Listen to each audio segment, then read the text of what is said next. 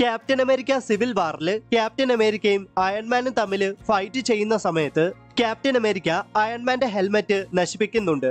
അതുമാത്രമല്ല, captain America അയൺമാന്റെ ആർക്ക് റിയാക്ടറിന് ഒരുപാട് ഡാമേജും ഉണ്ടാക്കുന്നുണ്ട്. ഇവിടെ ക്യാപ്റ്റൻ അമേരിക്കയുടെ സ്ഥാനത്ത് മറ്റാരെങ്കിലും ആയിരുന്നെങ്കിൽ ടോണി സ്റ്റാർക്ക് അഥവാ അയൺമാനെ ആ സമയത്ത് കൊന്നേനെ.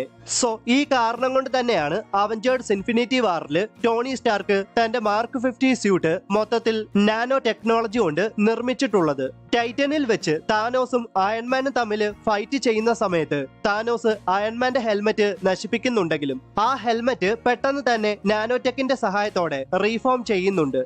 ക്യാപ്റ്റൻ അമേരിക്ക സിവിൽ വാറിൽ ക്യാപ്റ്റൻ അമേരിക്കയും വിന്റർ സോൾജിയറും അയൺമാനും സൈബീരിയയിലെ ഹൈഡ്രയുടെ ബേസിലേക്ക് കടക്കുമ്പോൾ അയൺമാൻ അവരെ കൂടാതെ മറ്റൊരു ഹീറ്റ് സിഗ്നേച്ചർ കൂടെ കണ്ടുപിടിക്കുന്നുണ്ട്.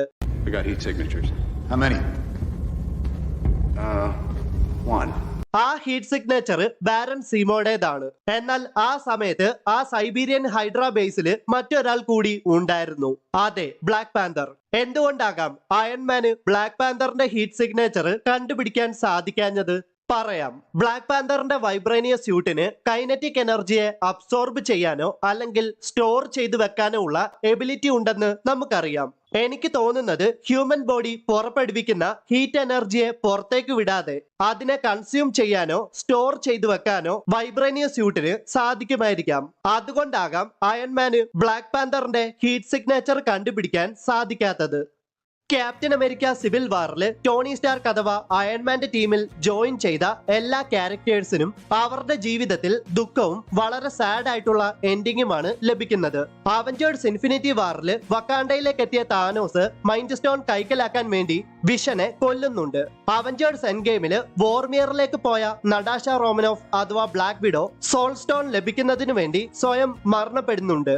ക്യാപ്റ്റൻ അമേരിക്ക സിവിൽ വാറിൽ പാരലൈസ്ഡ് ആയ റോഡിയെ വർഷങ്ങളോളം സ്ക്രൾസ് ട്രാപ്പ് ചെയ്യുന്നുണ്ട്. അവഞ്ചേഴ്സ് എൻഡ് ഗെയിമില് യൂണിവേഴ്സിനെ സേവ് ചെയ്യാനും താനോസിനെയും അവന്റെ ആർമിയെയും നശിപ്പിക്കാനും സ്നാപ്പ് ചെയ്ത Tony Stark മരണപ്പെടുന്നുണ്ട്.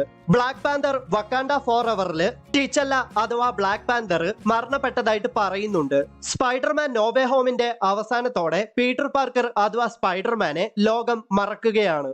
Captain America Civil വാറിൽ സ്റ്റീവ് റോജേഴ്സ് അഥവാ ക്യാപ്റ്റൻ അമേരിക്കയുടെ ടീമിൽ ജോയിൻ ചെയ്ത എല്ലാ ക്യാരക്ടേഴ്സിനും അവരുടെ ജീവിതത്തിൽ അത്യാവശ്യം സന്തോഷവും വളരെ ഹാപ്പി ആയിട്ടുള്ള എൻഡിങ്ങുമാണ് ലഭിക്കുന്നത്. സ്റ്റീവ് റോജേഴ്സ് അഥവാ ക്യാപ്റ്റൻ അമേരിക്ക തന്റെ നഷ്ടപ്പെട്ടു പോയ ജീവിതം പെഗ്ഗി കാർട്ടറിനോടൊപ്പം ജീവിച്ചു തീർക്കുന്നുണ്ട്.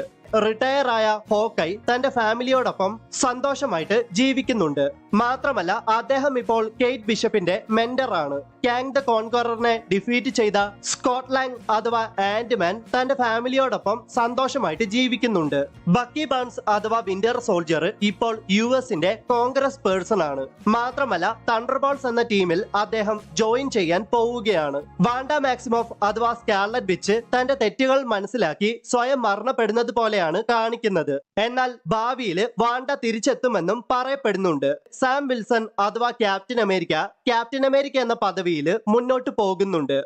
ക്യാപ്റ്റൻ അമേരിക്ക സിവിൽ വാറിൽ അവഞ്ചേഴ്സ് തമ്മിൽ എയർപോർട്ടിൽ വെച്ച് ഫൈറ്റ് ചെയ്യുന്ന സമയത്ത് സ്പൈഡർമാൻ ബക്കി ബാൺസ് അഥവാ ദ വിന്റർ സോൾജിയറിന്റെ ശക്തമായ പഞ്ചിനെ ബ്ലോക്ക് ചെയ്യുമ്പോൾ അത് കണ്ട് ബക്കി ബാൺസ് ഞെട്ടുന്നുണ്ട്. ഇവിടെ ബക്കി ബാൺസ് ഞെട്ടാൻ ഒരു കാരണമുണ്ട്.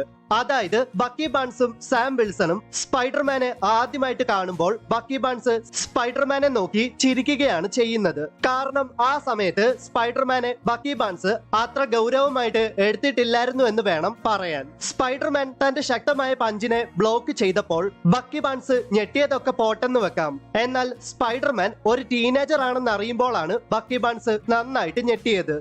You have a metal arm? That is awesome, dude!